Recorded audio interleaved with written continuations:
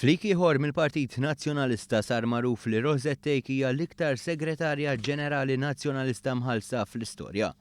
Żvela dan il-ġurnal l-Orizzont li rrapporta kif Take għandha pakkett ta' kważi 60,000 euro b'imkien fil-Partit Nazzjonalista jkunu kwotati jgħidu li dan minkejja li m'hemmx ir-riżultati li qegħdin jidhru. Oħrajn semmew kif Rosette Take għandha wkoll l-appoġġ ta' kap eżekuttiv li wkoll imħallas eluf kbar ta' euro. Kariga li qabel ma kienx teżisti u li permezz tagħha għandha għajnuna kbira brabta mal-immaniġġjar ta' sussidjarji partikolarment il-midja. Inħolqot ukoll il-kariga ta' viċi kapa l-affarijiet tal-partit, kariga li qabel ma kienx teżisti. L-Orizzont tagħmel ukoll referenza għal tarif li qed joħroġ mill-laqgħat ta' tmexxija li jsiru tnej filgħodu fejn dan l-aħħar sefa' fil-mira l-uffiċjal informazzjoni Matthew Bonnet.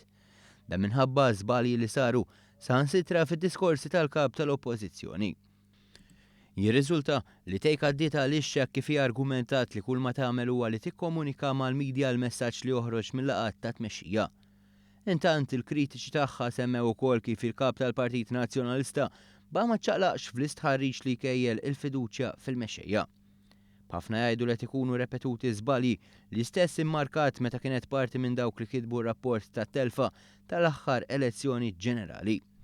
Il-kritika lej Take ġejja mill-istess nies li kritikaw il-fatt li fil-waqt li mid-dar ċentrali spiċċaw ħaddiema li kienu lejali u taw servizz għal snin twal kienu impjegati nies tal-qalba bħal Michael Fenekadami u Claudette Buttigieg.